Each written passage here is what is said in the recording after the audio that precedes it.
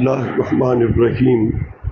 آئیے سیرت النبی صلی اللہ علیہ وآلہ وسلم سے آج 7واں سبق ہم سیکھتے ہیں کہ کھانا کس ہاتھ سے کھانا چاہیے اور کس ہاتھ سے نہیں کھانا چاہیے۔ حضرت عمر بن ابی سلمہ رضی اللہ تعالیٰ عنہ یہ بچے تھے۔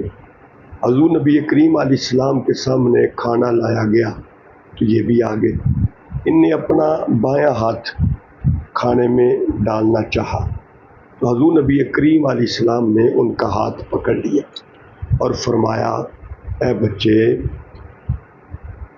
پہلے اللہ کا نام لو، یعنی بسم اللہ پڑھو، پھر دائیں ہاتھ سے کھاؤ اور اپنے سامنے سے کھاؤ۔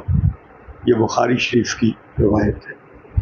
حضرت عبداللہ ابن عمر رضی اللہ تعالیٰ عنہ فرماتے ہیں کہ نبی کریم علیہ السلام نے فرمایا، کوئی اپنے بائیں ہاتھ سے نہ کھائے نہ بائیں ہاتھ سے پیے، کیونکہ شیطان بائیں ہاتھ سے کھاتا ہے، بائیں ہاتھ سے پیتا ہے۔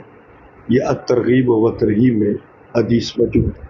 تو ہمیں معلوم ہوا کہ کھانا ہمیشہ دائیں ہاتھ سے کھانا چاہیے، اور آپ نے اس بچے کو ادب یہ سکھایا کہ پہلے کھانے سے پہلے بسم اللہ پڑھنی ہے، پھر دائیں ہاتھ سے کھانا ہے، اور کھانے میں اپنے سامنے سے کھانا ہے، یہ نہیں کہ دوسرے کے آگے سے کھانا ہے۔